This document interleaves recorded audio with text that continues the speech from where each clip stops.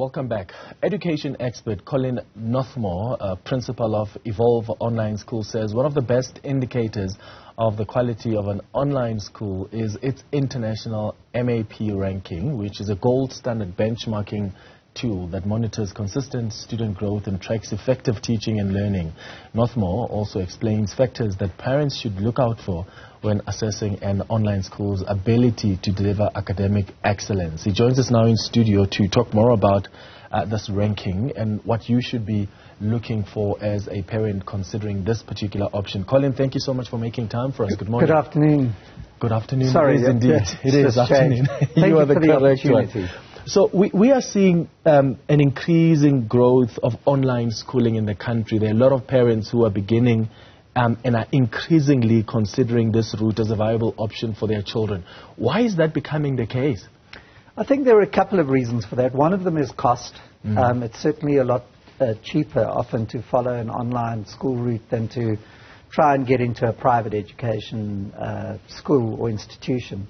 And I think the other reason is their experience during COVID. So, you know, when we did go into lockdown and there were a number of schools that were able to deliver online learning to their children, that they discovered that their children actually responded better in that sort of environment than in the physical school environment. Yeah. So a lot of the parents are often overwhelmed by the massive range of schools and what they are offering. And also, even the quality varies drastically from school to school. That can often be confusing for the parents, I think right? it's very hard for a parent to be able to make a comparison because often the way in which these schools deliver the curriculum is also just as varied. So how do you compare them? And the quality part of it, there is no policy in South Africa yet that allows an online school to register with the Department of Education. So you can't use that as a benchmark in our country.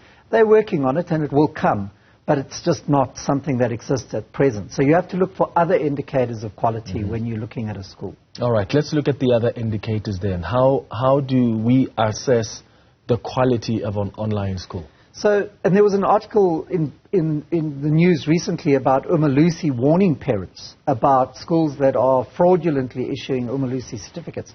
So the first question you ask is, what's the matric endpoint? You know, what certificate will my child end up with? And it is possible for an online school to be accredited by one of the examining bodies. So in our case, for example, we're accredited with both the Independent Examination Board and with Cambridge International. Now, why is that important? Because they have people who come in and they do quality assurance of the online school to ensure that their accreditation is not diluted. And then there's the M.A.P testing, which you spoke about earlier. So it's very difficult for a parent because the school does its own assessments. So how do they know whether those assessments are up to standard or quality? And a good answer to that is if an online school actually has an external benchmark, international benchmark of quality, like the M.A.P test. There are a number of these benchmarks across the world that an online school can take advantage of. And what does this M.A.P test actually evaluate? It evaluates a child's reading ability, it evaluates their grammar and English skills, and it evaluates their mathematical skills. We also can use it to evaluate milestones in foundation phase children's development, and we can use it to look at their science and their critical thinking. Okay, so as a parent, you should not just solely rely on your school's promotional material and also the promises that they're making in their brochures. Okay. No, I think you should ask the hard questions. So we do provide parents with some points of comparison. Are the teachers teaching in that school properly qualified teachers? Now, that's not unique to the online environment. There are a lot of people who've been exploited by, you know, these pop-up, fly-by-night physical schools that don't employ teachers or don't have proper accreditation with the Department of Education. So it's not really a new problem. It's just it's a new avenue for exploitation. In society. So as a parent, you've got every right to ask the school, what's your M.A.P test and what other indicators have you used to help me as a parent decide whether this is the right school or not? They won't necessarily have a M.A.P test result. It depends what benchmark they use. But the question you need to ask is there an external benchmark of performance or quality? Okay. So knowing beforehand right, that the school is excellent, is in an excellent standing in terms of international benchmark. I imagine can save a lot of money as well. It's saving a lot of time as well. Just help our viewers who are considering these options as to why it's important to actually assess the quality of that education in the school and how it saves not just time but money as well. Well, the thing is that it's so easy to say, I'm going to set up an online school and I'm going to offer, education to children. Mm-hmm.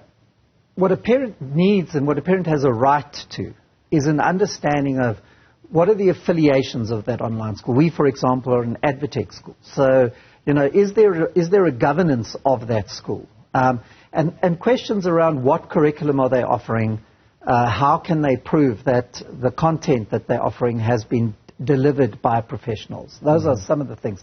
Saving time is simply because there have been so many children who've spent an entire year or a couple of years in a so-called online school, only to discover at the end that school isn't accredited and they've got no proof. They've got to start again. Let's just look at, since the advent of these online schools, what have you observed as the trend? Are you beginning to see that a lot of people are seeing a lot of benefit in joining online schools? You mentioned earlier the issue of affordability, but just generally speaking, since we started seeing these online schools, how are parents and even the pupils themselves experiencing them? So our parents have spoken about the fact that they can now have a lifestyle that actually matches the child's needs, so they don't have to go at the same pace as every child in the class. And so certainly children with barriers to learning, neurodiversity, find that this is a much more helpful environment for them. They've also found that the anxiety gets taken away. Also depends on the model that the school follows. But our children are becoming more independent. They are advancing at a pace that is, easily recognizable as faster. Our teachers don't have sick leave. They don't need sick leave. If they miss a class, they just reschedule it. So all that lost education due to substitution or those sorts of things is not a feature of our school. And I can also employ teachers from anywhere. So I'm able to really up the quality of the teachers that I employ. I've got a teacher teaching from Portugal, for example, and one from Dubai. So it's possible for me to find good teachers and retain them, because if they move, they don't have to leave the school because it's not a physical, restriction as far as that is concerned. And then we also have some really top sports people who find it easier to spend time on their discipline, a top ballerina, which allows those kinds of children to have a far more flexible lifestyle and take their school with them wherever they go in the world. So that convenience is not only on the pupils but on the teachers as well. Does that make this attractive to teachers who often leave the traditional kind of schooling and then are coming to join your ranks? I can honestly say I have one of the most happy and fulfilled staff. That it's my 20th year of being a principal, most of that time in brick and mortar schools. And the staff that I have at Evolve are remarkable. They're satisfied, they're committed, they're dedicated, and they find the flexibility that they have in their lives is what allows them to focus when they need to focus and have a better balance in their lives. Let's talk about self-discipline. I imagine that's quite important if this is the kind of option you want to consider, because you don't have anyone looking at you in class and forcing you to actually do the work, right? So self-regulation is one of the core skills that anybody needs to be successful in life, being able to schedule things to work to a plan. We've designed our curriculum in such a way that it actually leads to that in our children. We employ fourth-year university students from Varsity College to be what we call learning coaches. And they help the children learn the skills to regulate. We have a full transferable skills program that we implement in our school as well. So we recognize that you don't start off necessarily being self-disciplined, but with the right support and the right structures in place, it's possible to become more self-regulatory. And a lot of our parents comment on how independent their children have become. It's not a mistake. It's not an accident. It's something that's part of the design of the flow. It's a good question to ask when you're asking about online schools. Yeah.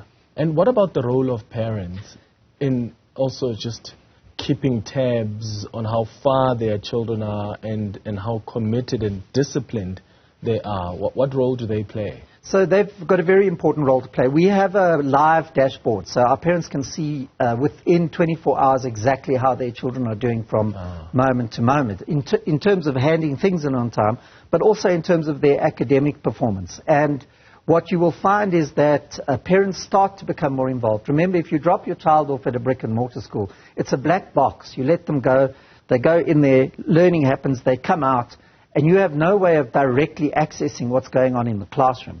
In our case, you can actually sit and watch the lesson being taught. So you have a direct access as a parent. And we record all our lessons. So if you weren't able to watch it being taught, if you're interested, you can always go and watch it afterwards. Our parents also have direct links with the teachers. So they communicate immediately if there's an issue. I know immediately if there's an issue. And it's a very quick feedback loop. So things don't get time to get out of control in this context. Yeah, and do you have subjects that are more popular that people take for online classes? We have a full range. So for matric, we have 18 subjects that children can take, including hard-to-find subjects like visual arts and drama. But we also do science.